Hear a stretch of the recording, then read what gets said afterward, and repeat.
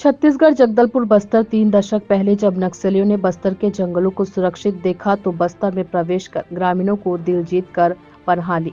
ग्रामीणों ने भी सोचा था कि नक्सली हमारा साथ देंगे, जल जंगल जमीन का हक भी दिलाएंगे।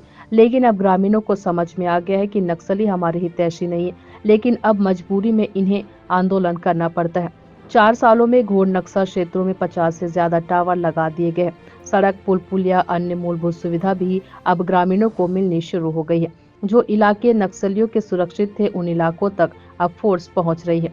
नक्सलवाद इन इलाकों की सिमटता जा रहा है। इसी बौखलाहट से नक्सली ग्रामीणों का उपयोग भी कर रहे हैं।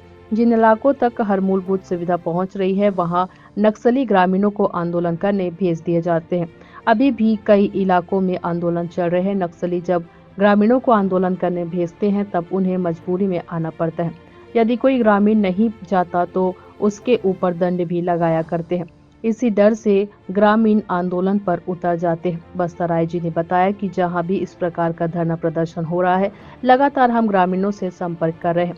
यह भी ज्ञात हुआ है कि नक्सलियों द्वारा यदि कोई ग्रामीण विरोध प्रदर्शन में नहीं जाता तो नक्सलियों द्वारा जुर्माना लगाकर या डरा धमका कर प्रताड़ित करते हैं। हम इन क्षेत्रों में नजर बनाए हुए हैं।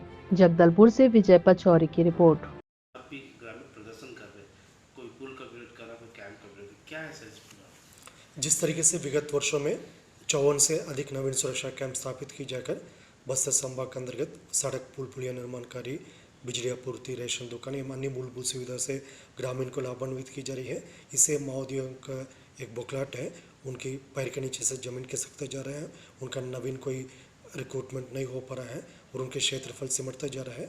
इन सब तमाम परिस्थिति को देखते हुए मोदी द्वारा एक साजिश के तहत क्षेत्र की जनता को दिग्भ्रमित करते हुए उनका सुरक्षा बल के खिलाफ, प्रशासन के खिलाफ एक माहौल निर्मित करने के लिए उनका एक प्रयास की जा रही है। लेकिन क्षेत्र की जनता मोदी का जो असली चेहरा है, एक विकास विरोधी एवं जनविरोधी चेहरा है, उसका देख लिया, जान लिया, पहचान लिया। इसलिए माओवादी के इस प्रकार की जो साजिश का शिकार नहीं होगा। अभी जहाँ जहाँ पर भी इस प्रकार का धरना प्रदर्शन हो रहा है, लगातार हम लोग ग्रामीण से संपर्क है। ये भी ज्ञात हुआ है जो माओवादी द्वारा यदि कोई ग्रामीण विरोध प्रदर्शन में नहीं जाता है, उनके ऊपर जुर्माना लगाना है या उनका मारना, पीटना, डरा धमका कर उनका प्रताड़ित की जाने के बाद भी आ रहा है। उनके लिए कुछ माओवादी संगठन के जो समर्थक लोग द्वारा भी इस प्रकार का साजिश में माओवादियों को साथ दे रहा है। इन सब तमाम परिस्थितियों को ऊपर हम लोग निगरानी रखा हुआ और जो संबंधित के खिलाफ आवश्यक कानूनी कार्रवाई भी की जाएगी।